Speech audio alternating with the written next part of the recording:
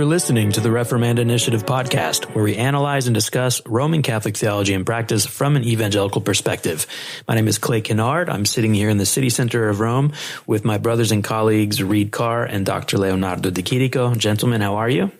Very well, thank you, Clay. Great, Clay. Thank you. As always. As always. You are. I don't think you've ever had a negative reaction to that question. And maybe because our this is listeners... really the time to talk about that. That's true. I'll tell you what, we'll grab lunch after this and we can have a moment of vulnerability and accountability, whatever you need. Okay. So right now I've been watching the World Cup. Have you guys been watching the World Cup? Not at all, actually. Leo, why have you not been watching the World Cup? Italy is not part of it. So it seems like Italy has always kind of been strong in this camp, right? Not always. Okay. Bad memories. Okay. Do you think we're coming to an end of an era? Maybe so. Okay, let's hope not. But let's hope that's not the case. This is a really silly intro, but I see where you're going with this. You do? Okay, where am I going with this?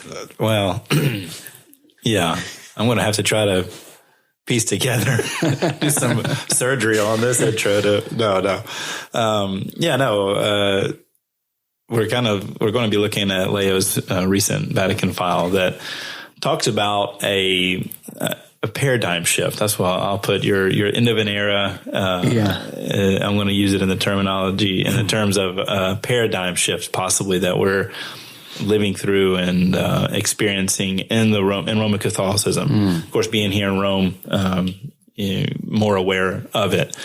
And this paradigm shift, of course, is not due to one particular event or, something happened overnight and all of a sudden there's a new shift in the way the Catholic Church operates, relates to the people around it, the world, its faithful.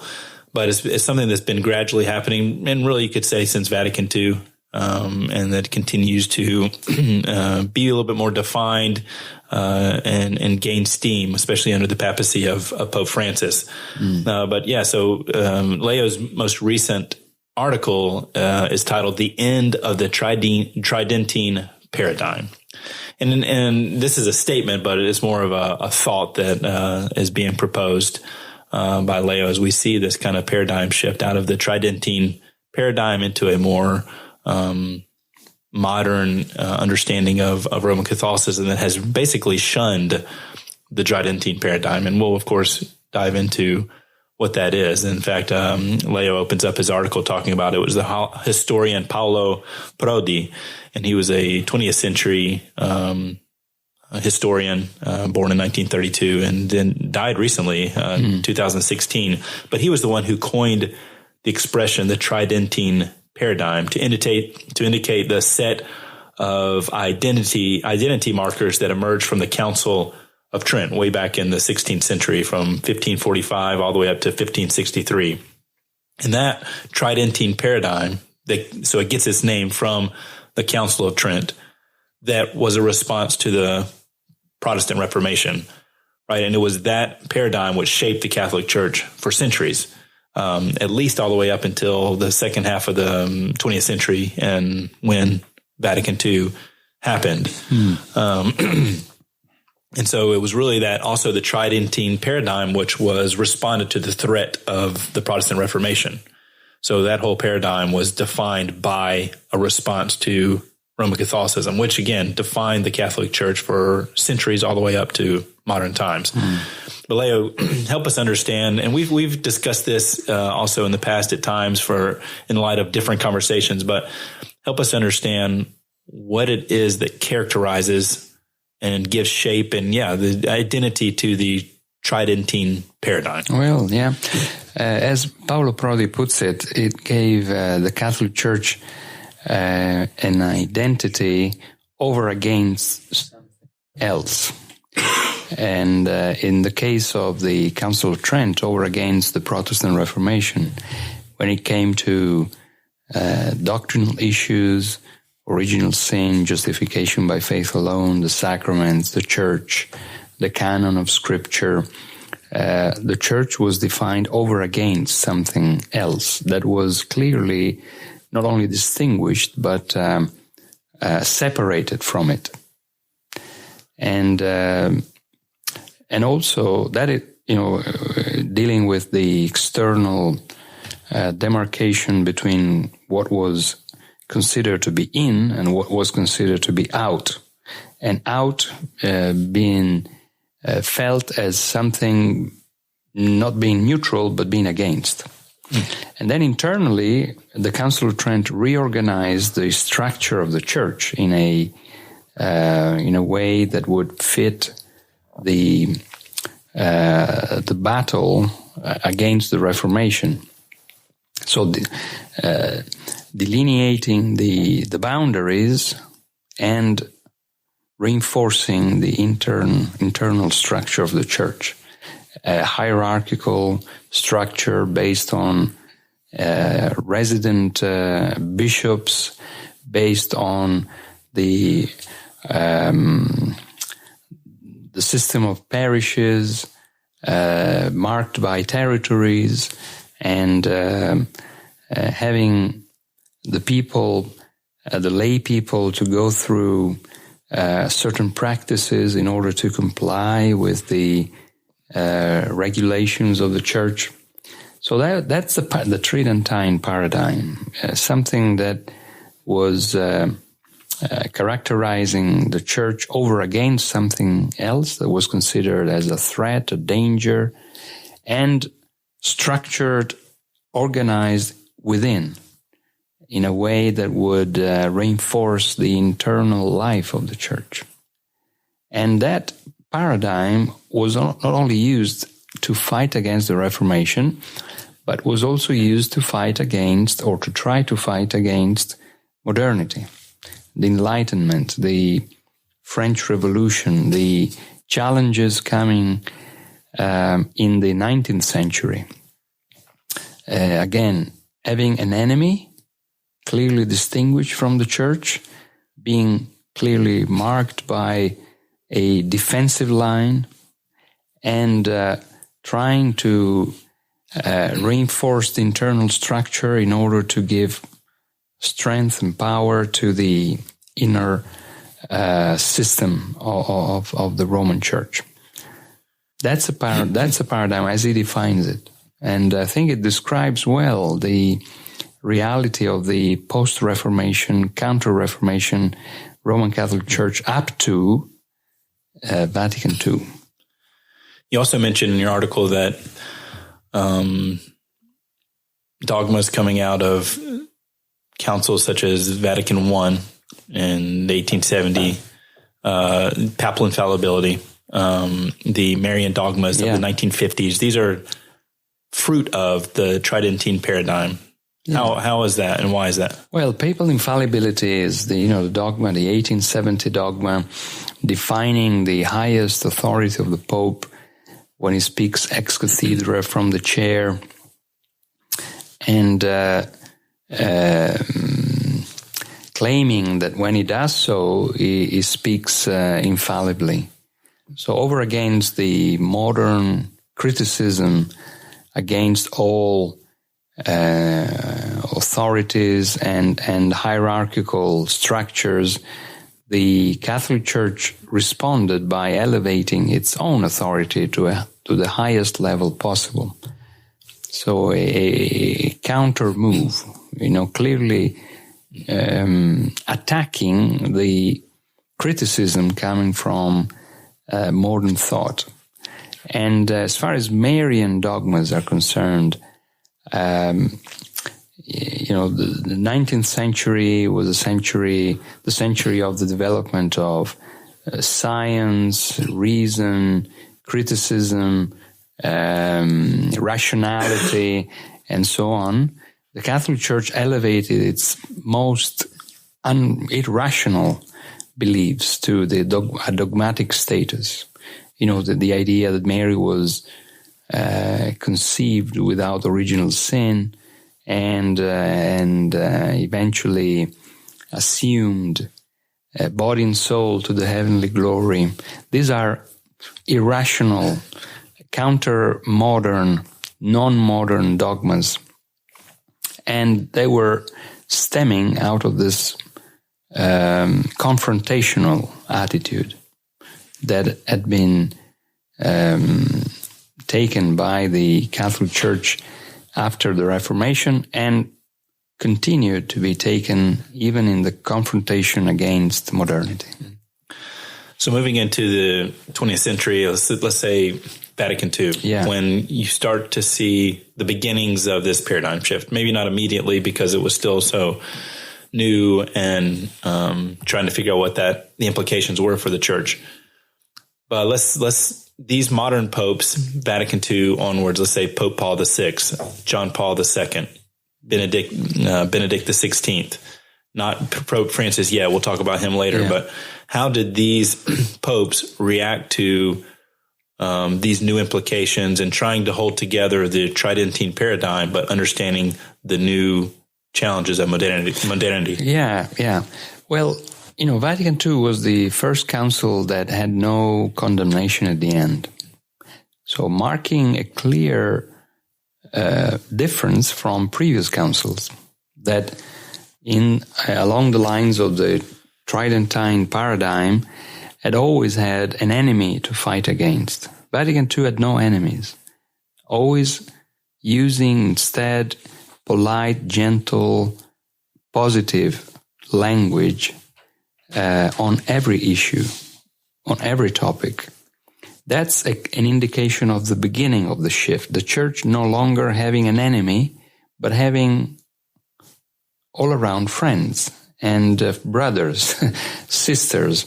The former heretics, that is the Protestants, were now renamed as separated brethren. The former heathen were now renamed as friends walking along the same spiritual path.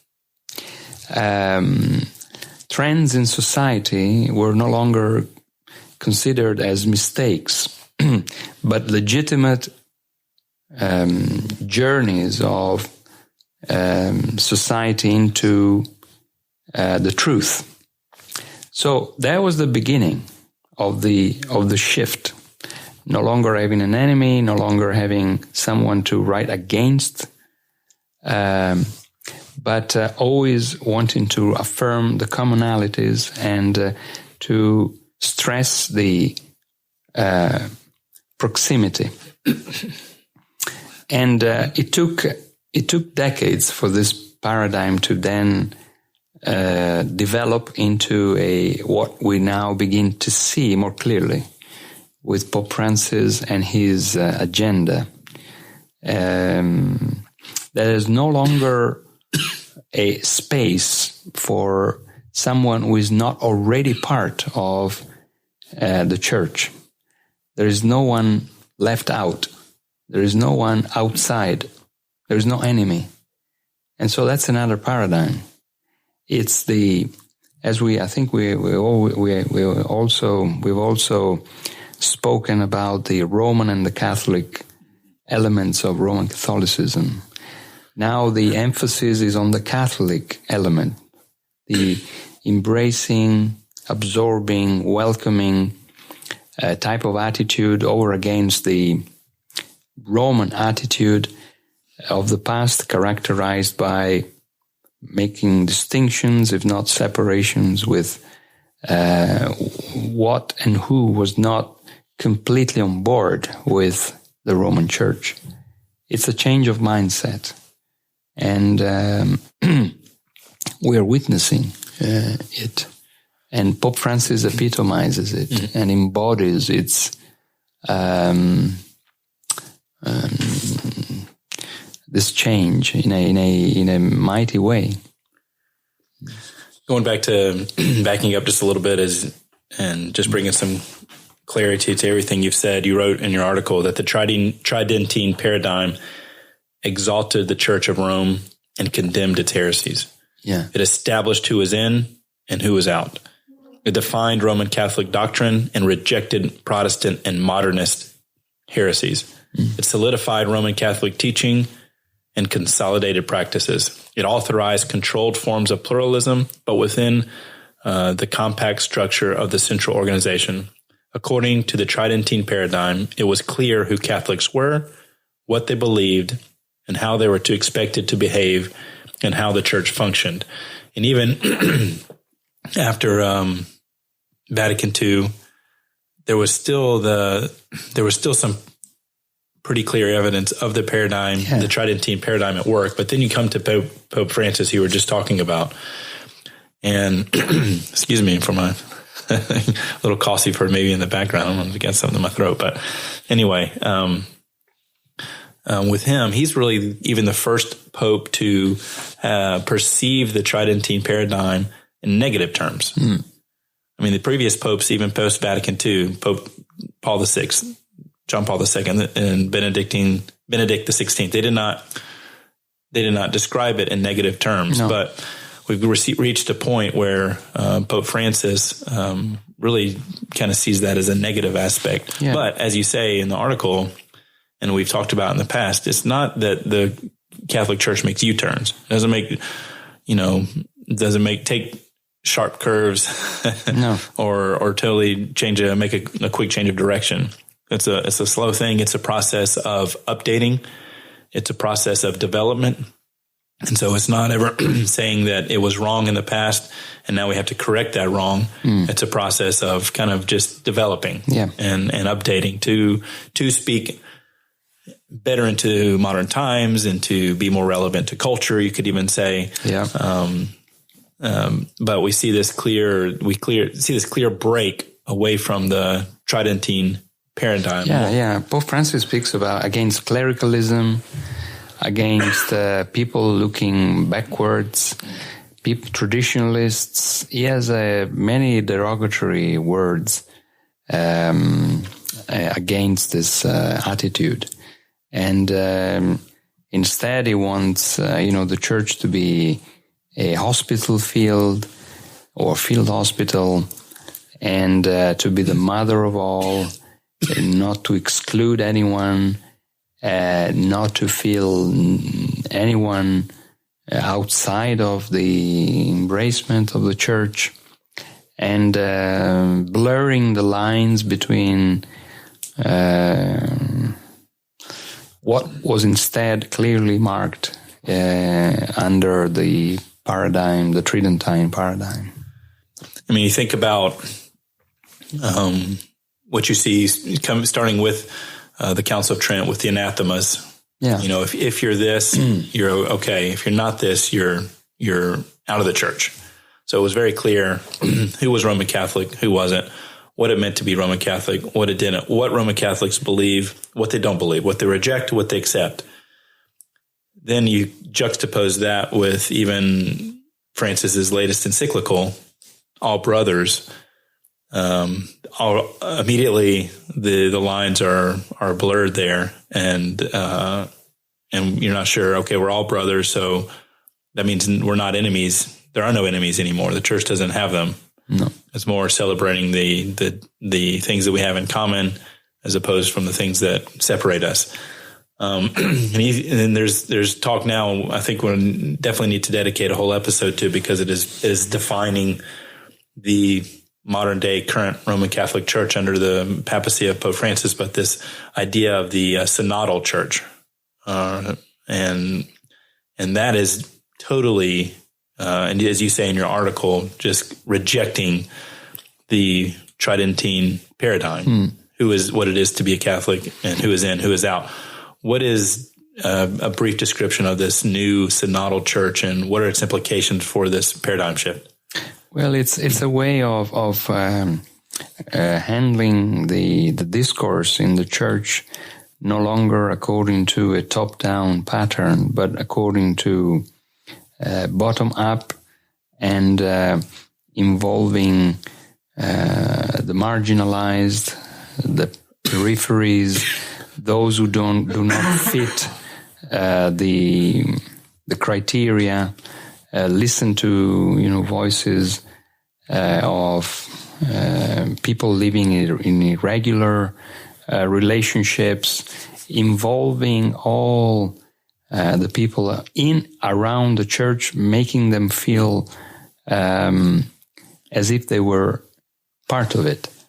So no longer marking the distance, but actually stressing the unity. and involving all the voices and making them decide what is it appropriate for them to believe and to do, and to bring it to a wider conversation in the church. That happened and is happening in Germany, and causing a lot of turmoil and discussions about opening the Catholic Church to women's priests, to same-sex marriages, to the benediction or the blessing of homosexual relationships, and it is involving in even wider circles in other countries. And this is the kind of trend that Pope Francis is pushing forward, and is gradually eroding the established Tridentine paradigm in order to implement a different paradigm that is not yet clear what is going to look like, but is no longer what it used to be. It's more Catholic than Roman. It's no longer marked by Roman-centeredness only, but is largely marked by this Catholicity that is a different way of interpreting and embodying the Roman Catholic identity. This, this idea of eroding this identity, this paradigm, once you start going down that road, for example, that Fratelli Tutti are all brothers opens up pretty wide. You have to expect that there's going to emerge something like what you referred to a moment ago, in the German synodal path, that has seen the applications of what you're saying. And if you're saying that we're all brothers, or we're saying there's no more, then why are we excluding people like homosexuals? Why are we excluding women from roles of leadership? Why that doesn't make any sense. So there's some playing on some contradictions. At the same time, Pope Francis, and you may have written on this elsewhere, but you realize where the Catholic and the Roman and Catholic natures of the church, the Roman being the defined nature of what it means to be Roman Catholic, runs into this Catholic nature of we're all the Catholicity, we're all brothers. You have to back it up just a little bit, which he's tried to do to establish some parameters. Yeah. But what are the implications for that? How long can he maintain those parameters? Well, that's a very good question. The German synodal path is actually pushing this approach to its consequences and implications. Now, if they're going to then implement them, I think they will be totally destroying the Tridentine paradigm. So I expect that there's going to be a push against those radical measures. The German synodal. A pushback in order to reestablish a kind of balance in between. Because the historical institution of Roman Catholicism has been able to handle the Roman and the Catholic identities in a tension, and at times emphasizing the Roman, like the case of the Tridentine paradigm, and at times emphasizing the Catholic, like Vatican II and post-Vatican II trends, but always maintaining the tension somewhere in the middle. And if the German synodal path breaks the tension in order to affirm the Catholicity over against the Roman-centeredness, then the Roman Catholic synthesis, breaks off, and it becomes yet another liberal church. Pope Francis coming back from Bahrain, when he traveled there last month, he was asked a question on the things that are happening in Germany, and he said, very interestingly, in Germany, he said they already have a Protestant church.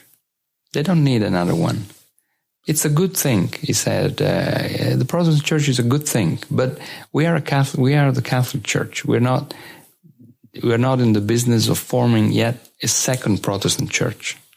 So in that language, if you decode it, he was saying, we're not going to break off the Roman element completely. We have to find a new balance that will maintain the tension, perhaps not at the same point that we're used to now, maybe more inclined towards the Catholic end, but not relinquishing or making the Roman element disappear. So it's an interesting dynamics that is taking place. I don't think they're going to that far to lose sight of the Tridentine paradigm, but certainly they are close to the breaking point, and the system will resist that, go as far as breaking it itself, and will find ways to recover some ground to the Roman Tridentine paradigm. What conversations are happening within the Catholic Church itself over this? Because there certainly be two different camps. Yeah. 2 weeks ago, the German bishops were here in Rome, and they were warned by several high-rank Vatican officials, the prefect for sacred doctrine, Cardinal Ladaria, the prefect for the bishops, Cardinal Ouellet, and the Secretary of State, Cardinal Parolin, and they all warned them not to go that far. But then the German bishops went back to Germany, and they resumed moving on their own agenda. So the point, the confrontational point, is just postponed, and it's going to take place in 2023, 2024 at the Synod of Bishops on synodality. So there's going to be two big events next year and in 2 years' time to have the whole church, the whole Catholic Church, having done some homework in collecting ideas from the different regions on what is necessary to do in order to fuel the mission of the church, and some of these issues will come back, and the Germans will be very, very outspoken in their requests, and they're saying that if the Roman Church is not going to follow them, they will move forward themselves. So nobody knows what that would look like yet. Yeah, nobody knows. Now, we have to remember that the German Catholic Church is the most, together with the American Roman Catholic Church, is the most rich, is the richest region of Roman Catholicism, supporting Roman Catholic charities and structures. So there's also an economic side that is needs to be taken into consideration. Does this German synodal path, does it represent at large the majority of the Roman Catholic Church in Germany? Yeah, the majority of bishops and the majority of lay people, but not many people involved. They say they represent the majority of the Roman Catholic people, but there are few and fewer practicing people. So there is a gap between those who are involved in this process and those who are not, who are passively assisting or not being directly involved in it. But certainly the majority of bishops and priests. What is why is this conversation? Obviously, it's very much centered on the Roman Catholic Church and what it's experiencing right now and trying to maintain and hold together. Why is this also a conversation that the evangelical church should follow and understand? Well, I think especially in some regions of the evangelical world, for example, North America, there is a strong traditionalist Roman Catholic presence. And at times, evangelicals, they think that Roman Catholicism is what the Council of Trent defined it to be. That is not really the case in worldwide global Catholicism. It's not historically updated. And so evangelicals may have a perception that in order to be a Catholic, if you look at the stories of recent conversions to Catholicism, we have discussed some of them in our episodes, they often are motivated by the view that Rome is this sure, stable, authoritative structure, and you know what you are supposed to believe, you know what you are supposed to do. Whereas in their perception, in evangelical churches, anything goes. Now, that is exactly the opposite. In present day Roman Catholic Church in Germany, in Europe, in other areas of the world, this Catholic paradigm is actually eroding what Catholics are supposed to believe and are supposed to do. Our own experience in Rome, dealing with people around us, shows that for most Catholics around us, there is no awareness, let alone adherence to a standard Roman Catholic Tridentine doctrinal theological paradigm. They are pick and choose Catholics, and they do whatever they want. And there is no boundary. They claim some kind of attachment to the church, but there is no defining set of practices and beliefs attached to it. So this is what qualifies post-Vatican II Catholicism over against this Tridentine, clear-cut, black and white, in or out type of Catholicism. And so evangelicals, they need to be more aware of the historical reality of the church at the present time, not having a picture of the church that is outdated, that belongs to pre-Vatican II times, and not only listening to voices coming from traditionalist Roman Catholic circles, as if they represent what Catholicism is all about in our day. They are not representing it. You know, if you read some of the traditional circles in the United States, as far as Roman Catholic voices are concerned, they still reason as if the Council of Trent is meaningful. Of course it's meaningful, but not in the same way as it was a century ago. We are living in a different era, in a different age.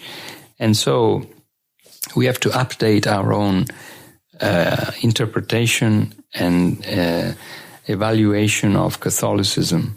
And even those evangelicals who are inclined to ecumenical initiatives, they have to understand that the way in which the Roman Catholic Church deals with unity and ecumenism has shifted away from doctrinal patterns into this we're all brothers type of language. So once you do ecumenism or ecumenical activities with Roman Catholic Church, the Roman Catholic Church thinks of them as part of a much bigger ecumenical interfaith global reunion of people, religions, communities, traditions.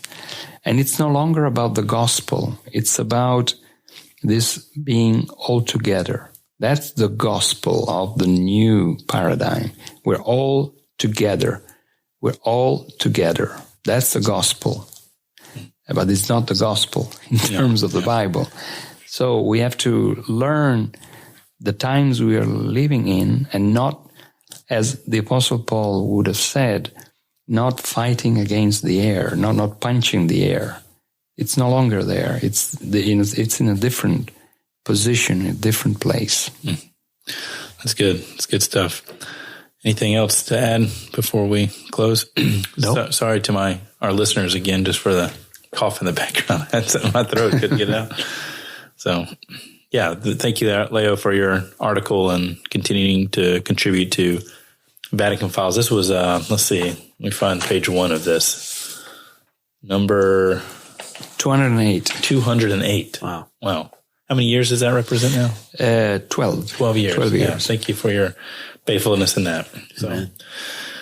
Well, if you haven't already, subscribe to our podcast. Follow us on social media, on Facebook at Reformand Initiative, on Twitter at Reformanda Rome. And don't forget to check out our website, reformandinitiative.org, where you will find other resources, articles written by Reed, by Leo, by Greg Allison, other members of our team. And don't forget to visit VaticanFiles.org.